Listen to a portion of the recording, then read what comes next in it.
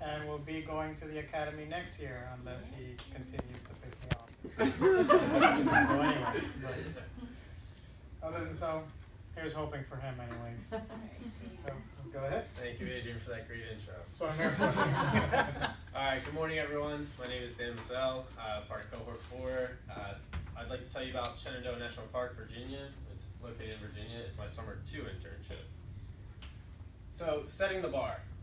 May 30th, 2016, it was my first day at the internship. I'm getting familiarized with my supervisor, the park. I'd been to Shenandoah last year. I don't know if anyone remembers. I was doing wildland training there, and I would go camping there. So I was semi-familiar with it. And around noontime, a call comes in down the Central District, and I was stationed at the North District at the time. And it's an EMS call for a woman with a compound fracture on a trail. And so I figured, you know, we're rolling there, lights and siren, you know, here and there. You know, you can only go 35 miles per hour on the drive, so it's a little bit difficult. And it's one road, linear park. And I figured I would just kind of hang back with the incident command. And sure enough, my supervisor threw me a yellow SAR shirt and told me to hit the trail with him. So it was a real like eye opener. Like, here's what the summer is going to be like. This is us carrying out the lady. When we got there, we had to put her in the Stokes basket and tie her down, so it was all good. So then on the way back from the SAR, it was kind of like, just didn't stop. There was fallen rock on the road.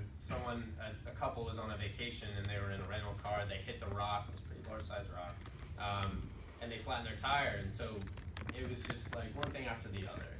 It was a great way to start the first day in the summer. So next, like later, a week afterwards, June 6th, we started our day at the, I would meet my supervisor at Piney River Ranger Station. And when we went to go out and patrol, his vehicle wouldn't start. So we were waiting on maintenance to maybe come help jump it. We couldn't jump it. And then a call comes in that there was a shoplifter at Dickey Ridge Visitor Center. Dickey Ridge Visitor Center is at mile marker 4. We're at mile marker 22. It's 18 miles. That doesn't seem that far in our world of driving and whatnot. But when, like I said, it's 35 miles on the drive, 35 miles per hour on the drive, you can only really go so fast responding to a call in a safe manner. And seeing as how he didn't have his vehicle, we had to take the SAR bourbon is what we call it. And when we got there, it was a female, 65 years old. She had shoplifted over $250 worth of merchandise. And it was a good experience because my supervisor handed me 36 CFR because he was he's been at the park for about a year now, and he was a little unfamiliar with like this procedure because he had never come across that. And so we were kind of working together on it. It was a great experience for me to have as well. And she had claimed to be off her medication. It was a whole kind of thing. It was interesting how he dealt with her. And so she admitted guilt to it for shoplifting, and she was arrested. Another female officer came along, so he kind of had her search her because it was just more of a comfort thing for the lady as well. And so this is us just processing evidence. I got a chance to do a lot of that. We processed that evidence, but this is different. This is actually out of a dope case. It was like around midnight when we were going around doing our last rounds at the campground at Matthews Arm, where we caught some young kids with marijuana, and it was just neat to continually process evidence. And this is kind of the time where it's like, I learned that you're not gonna always be out playing in the field. You have to sit in the office once in a while. And that's a hard thing for me to like realize sometimes because I'm not that kind of person. But I kind of came to that understanding that you gotta get your paperwork done before you go out and play. And so trainings, I got some good trainings this summer as well. And basic search and rescue, A100 basic aviation safety course, because we did have several search and rescues where someone needed to be helicoptered out, and just understanding landing zones and safety precautions around that. I did a basic training in bear safety and hazing. Got to play with a slingshot, hit a couple rocks at a tree, because the bear problem at Shenandoah was very wild this year. There was a lot of bear activity. I got the chance to attend a seasonal refresher. We did defensive tactics, cuffing, standing, kneeling, prone, felony arrest, search for weapons, ground wrestling, and that was an excellent opportunity because I thought there was going to be another chance where I was kind of held back, like sitting in the background, like watching and learning. They threw me right into it. There was no issue of me participating, only on occasions, which I'll get to in a minute. And I got the chance to break down and clean firearms with the park armorer. So this is one of those scenarios where I kind of had to be on the opposite receiving end of a training. This is the taser training suit. This is me all decked out in it. And this is me running from the taser. And it was, I couldn't complain about that either, because I guess I kind of know what it's like to be, not tased, but running away from a taser was a good experience, And just to see how these guys are doing it, they treated me like their own, so I couldn't have been more appreciative. So this is kind of a day that never ended for us at Shenandoah National Park, at least for me. It started off, same deal as like the first day, out on patrol. It's around afternoon. We get a call for the Central District, White Oak Canyon Trail. It's a popular trail in Shenandoah. It's a call for an unconscious victim, and when we get to him, he was pronounced dead on arrival. Tried CPR, AED, and the carry-out time was approximately 6 hours. And that wasn't just the only call. There was another call during that call in the North District with a report of a visitor falling off Overall Run Falls. This guy was, I guess, started a little early in his day, having some adult beverages. He was out by the falls. It's the tallest falls in the park, 93 feet. He was leaning by a tree, and though he did not fall 93 feet, he fell a good 10 to 15 feet, hit his head, lost consciousness, regained it, and kind of thought he could just bounce back up and like no one would, know that he hit his head and he wouldn't have to talk to anyone. It'd just be cool if he went back to his campsite. Well, that's when after the White Oak Canyon Trail, we headed up to the North District and responded to that. He wasn't too compliant. There was another call in the North District that same day, a carry out for a woman with a broken ankle. There was, I think, all resources, all hands on deck kind of deal that day. Another call in Central was a visitor fell from a mountainside, hit his head. He apparently was on some drugs, and he was carried out by a helicopter. He had to be restrained. And then another one was in South District, a motorcycle accident where a motorcycle, I think he just tried to swerve to miss a rock. He hit the rock ledge because there's a lot of overlooks in Shenandoah, about 75 of them, and he hit one of those and didn't go over the overlook, but he hit like a rock side and went over the bars of the bike, and he was all right, I guess. So this is just one of those overlooks. It was one of my favorites, Hogback Overlook. It's out by Piney River, mile 20. It's just it's a neat thing. So you might be driving one drive every day, but the view is like consistently changing, and you're always seeing something new. Search and rescue. This is kind of like an own personal search and rescue where I got to like really go off on my own. In Central District, when I was working there, because I got to rotate through some of the districts, which was excellent to see how they work. There was a 70-year-old male. He was lost off the trail, separated from his party, and the ranger that I was with, it was her and I and a couple PSAR people, and she sent me, she was like, I'm going to IC, you go out, and if you feel comfortable enough to kind of bushwhack and find him, because he was clearly well off the trail.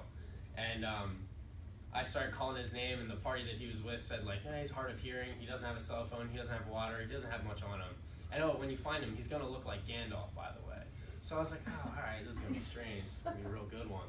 And so I started calling his name, and after 15 minutes, someone responded. So I told him to stay where he was, and I actually located him and found him. Sure enough, it's a guy with a beard down to here, and he's like, hey, how you doing, buddy? I was like, good, how are you? Do you need some water? And he's like, oh, that'd be appreciated, I guess. And so we started back up the rocky hillside, and he was kind of like, it was an interesting thing because he was a little in denial of being lost. And I asked him, I was like, do you have your phone on? He goes, no, I lost that. And I was like, oh, great, this is a good day for you.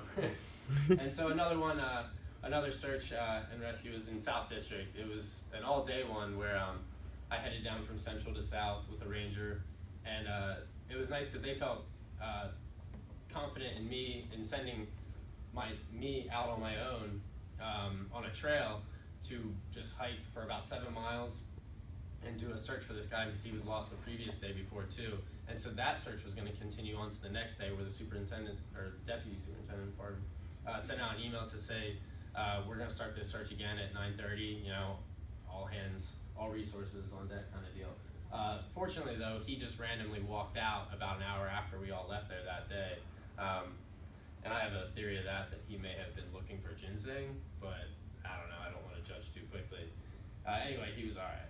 So this is the view I had from Rocky Top Trail. I took a water break. I wasn't just hanging out. I was still looking for him.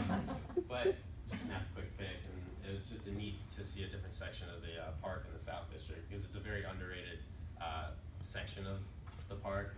A lot of visitors don't travel that far. They often go from DC through the North District, through the South, or into Central, and that's where it mainly is. Because there's some exits that you can go in and out of the park and whatnot.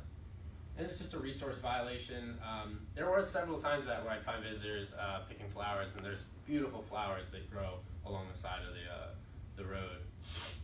But some rangers, I discovered that they kind of feel differently about resource violations. Some that you may be on the East Coast, you pick a couple flowers, it's not that big a deal, it's not the end of the world.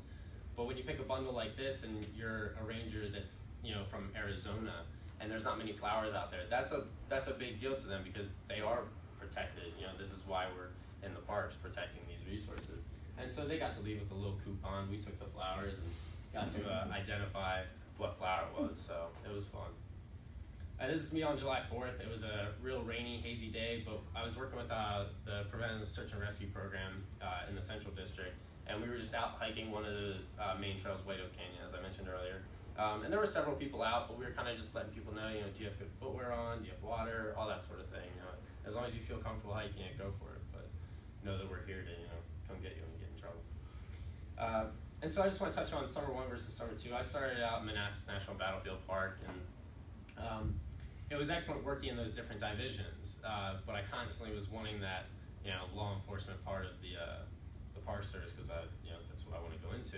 And it was a smaller park, and going to a bigger park was a fantastic way to introduce myself into the Park Service. I knew I had this love for the Park Service, but going from appreciating a smaller park and how they function to a bigger park and how you may not see your superintendent, deputy superintendent, chief at all for weeks at a time, and that's not a big issue. It's an interesting take on things for sure. And so how this internship better prepared me, I immersed myself completely in law enforcement. Having that second internship is extremely important to get to be hands-on all the time with law enforcement for sure. And both parks provided opportunities for trainings to better understand how the Park Service works. And why? It was a chance to experience all three districts. And North District, they're kind of known as these law dogs, and Central's known for EMS and law enforcement. And South is this sleepier part of the park. I'm not judging anything of it, but it's neat to see how these different districts work. And it's completely gotten me ready. I mean, not completely, but I feel like it's got me one step further to the academy, where Katie and our other cohort is today, and field training and a future position with the MPS. It's just been an excellent way to get me ready and prepare myself. And this is my friend. He would visit me. Apparently it's unlawful to feed wildlife. I didn't know. No, I'm just kidding. I didn't do that. But this is a bear that would walk up to my door kind of frequently, and he'd walk up through my yard. And one morning I was having coffee, and I see him walking up. I was like, "Who's that coming up the side?" Oh, it's a bear. All right. Make sure the door's shut. But I took a picture, and then kind of shoot him away. And I want to thank everyone. Thank the Pro Ranger program and the National Park Service for having me in this, and what a wonderful experience and opportunity everyone's given me.